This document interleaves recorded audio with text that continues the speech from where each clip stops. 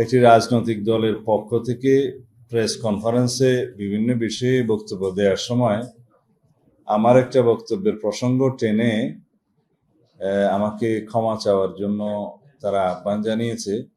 আমি এটাকে স্বাগত জানাই।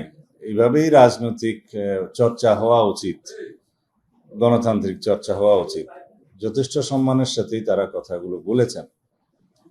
তা আমি মনে করেছি এই বিষয়টা পরিষ্কার করা দরকার। গতকালকে সকালে শহীদ রাষ্ট্রপতি জিয়াউর রহমানের মাজারে আমাদের একটি সংগঠনের পক্ষ থেকে জিয়ারত এবং পুষ্পমাল্য অর্পণের একটা অনুষ্ঠানের পরে আপনাদের সাথে কথা বলার সময় আপনাদের প্রশ্নের উত্তরে আমি কিছু কথা বলেছিলাম।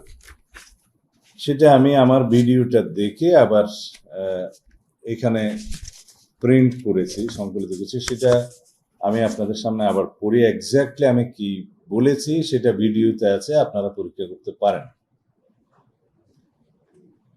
গত শুক্রবার জুলাই জাতীয় সনদের ঐতিহাসিক স্বাক্ষর অনুষ্ঠানকে কেন্দ্র করে অনুষ্ঠানের আগে দুপুর 11টা-12টার দিকে হতে পারে, ওই সময় কিছু বিশৃঙ্খলার সৃষ্টি হয়েছিল সংসদ ভবনের দক্ষিণ প্লাজার ওই মাঠে। সেই প্রেক্ষিতে আমাকে প্রশ্ন করা হলে আপনাদের মধ্যে থেকে একজন, তা আমি বলেছিলাম জুলাই যোদ্ধা নামে একটি সংগঠন আমাদের সাথেও কথা বলেছিল, ঐকমত্য কমিশনের সাথেও কথা বলেছে।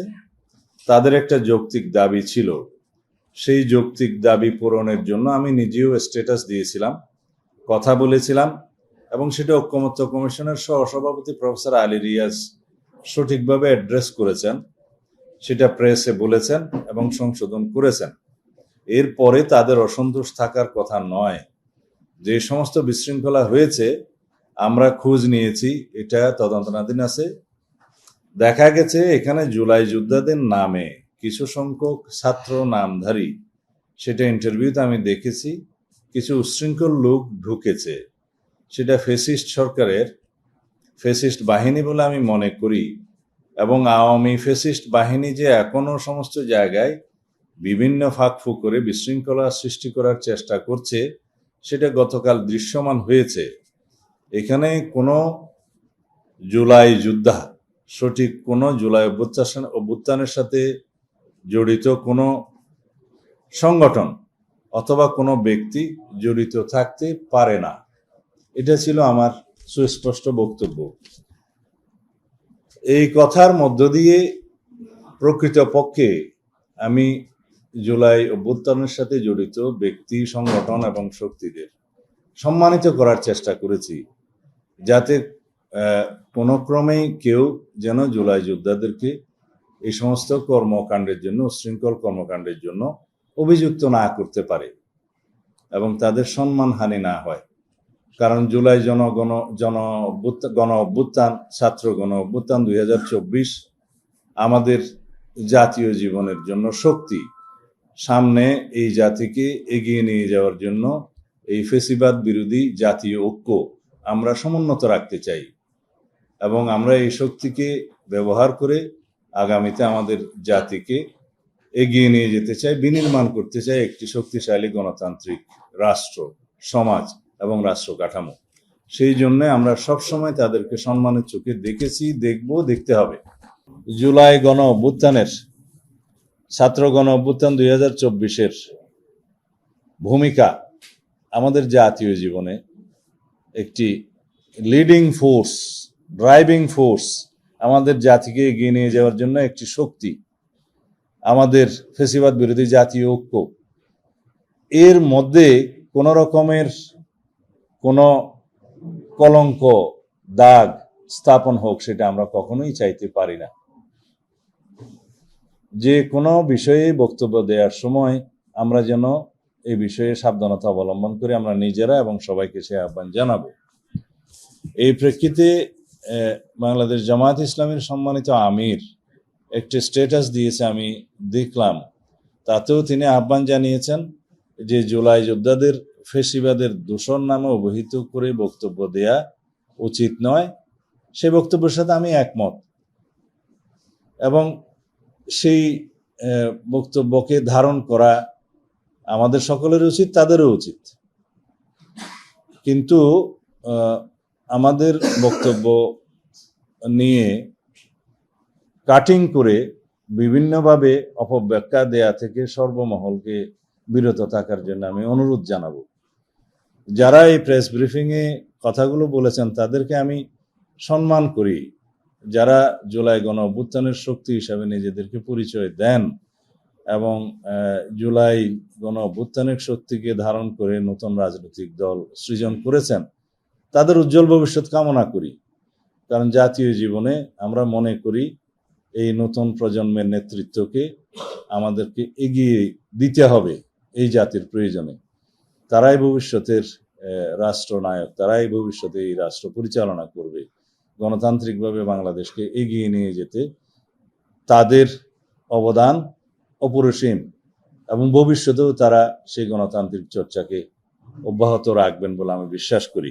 আমি মনে করি না বিকৃত করা হয়েছে, তবে আংশিক বক্তব্যটা কাট করে তারা কথা বলেছে বলে আমার মনে হয়। কারণ আমি আমার বক্তব্যের শেষ লাইনে বলেছি যে ওখানে কোনো জুলাই যোদ্ধা, সঠিক কোনো জুলাই অভ্যুত্থানের সাথে জড়িত কোনো সংগঠন অথবা ব্যক্তি ওই বিশৃঙ্খল ঘটনার সাথে জড়িত থাকতে পারে না, মানে জড়িত থাকতে পারে বলে আমি বিশ্বাস করি না। আপনারা নিশ্চয়ই দেখেছেন, কয়েকটা ভিডিওতে আমি দেখেছি, একটা ছেলে জুলাই নামে একটা গেঞ্জি গায়ে দেয়া ছিল, তারা একটা পুলিশের ব্যারিকেড নিজে নিজেই সরাচ্ছে এবং দফাস করে পড়ে যাচ্ছে একটা ইটের উপরে নিজে নিজে, এবং শেষে কয়েকজন ধরে বললো যে এই হয়েছে সেই হয়েছে। আর একজন ছেলে দেখলাম যে নিজে নিজেই পড়ে গিয়ে বলছে যে আহত হয়েছে এবং তার পায়ে সিটি স্ক্যান লাগবে, এবং বলছে যে সে এসএসসি পাস করছে এমসি কলেজ থেকে সিলেট। তো এই বক্তব্যগুলো আসলে বয়সের কারণে অনেকেই আবেগে হয়তো অনেক কথা বলেছে, আমি সেটা নিয়ে ক্রিটিসাইজ করতে চাই না। আমি শুধু আহ্বান জানাবো যে আমাদের তরুণ প্রজন্ম যারা জুলাই গণ অভ্যুত্থানের সাথে জড়িত, যারা জীবন দিয়েছে, গুলির মুখে দাঁড়িয়েছে, তাদের সামান্য কিছু ভুল ত্রুটি থাকতেই পারে। সেটা আমরা রাজনীতিতে যেহেতু অনেক দিনের আমাদের অভিজ্ঞতা, আমরা সেই দৃষ্টিকোণ থেকে দেখি এবং আশা করি তারা এই সমস্ত ভুলভ্রান্তি থেকে মুক্ত হবে ভবিষ্যতে, এবং জুলাই গণ অভ্যুত্থানকে যাতে আমরা মানে কলঙ্ক মুক্ত রাখতে পারি সেইভাবে তারা ভূমিকা রাখবে। তারা আমাদের সন্তানের মতো, তারা কিছু কিছু ভুলভ্রান্তি করতেই পারে, সেটাকে আমরা এত সিরিয়াসলি নেই না। তাদেরকে সংশোধন হওয়া এবং তাদের অভিজ্ঞতা অর্জন করা এখনই সময়। জুলাই ছাত্র গণ অভ্যুত্থানে এই পর্যন্ত আমাদের যে পরিসংখ্যান বেরিয়েছে 422 জন। আমরা ছবি সহকারে আমাদের নেতা কর্মীদের তালিকা প্রকাশ করেছি। এই সংখ্যা আরো বেশি হবে যারা জুলাই ছাত্র গণ অভ্যুত্থানে নিজেদের প্রাণ বিসর্জন করেছেন, শহীদ হয়েছেন। দীর্ঘ 16 বছরের ফ্যাসিবাদ বিরোধী গণতান্ত্রিক আন্দোলনে বাংলাদেশ জাতীয়তাবাদী দলের যে ভূমিকা, যে সংগ্রাম, যে ত্যাগ করেছে, সেই রক্তের সিঁড়ি বেয়েই জুলাই গণ অভ্যুত্থান সংগঠিত হয়েছে। এখানে শুধু বিএনপি নয়, বাংলাদেশের ফ্যাসিবাদ বিরোধী গণতান্ত্রিক রাজনৈতিক দলগুলোর অবিরাম সংগ্রাম, আত্মত্যাগ, রক্তদানের মধ্য দিয়েই কন্টিনিউয়াসলি সেই রক্তের সোপানগুলো তৈরি হয়েছে। শাপলা চত্বরের যে নৃশংস হত্যাকাণ্ড, সেটা পৃথিবীর ইতিহাসে বিরল।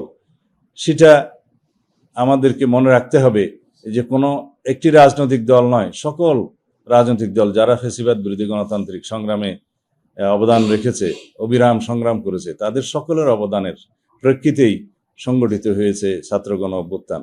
মাত্র 36 দিনের মধ্যে যদি আমরা মনে করি যে একটা ফ্যাসিবাদী শক্তি বা ফ্যাসিস্ট শাসকদের পতন হয়েছে, সেটা সঠিক নয়। এটা হচ্ছে পরিণতি, যে 16 বছরের ধারাবাহিক আন্দোলন সংগ্রামের ফসল।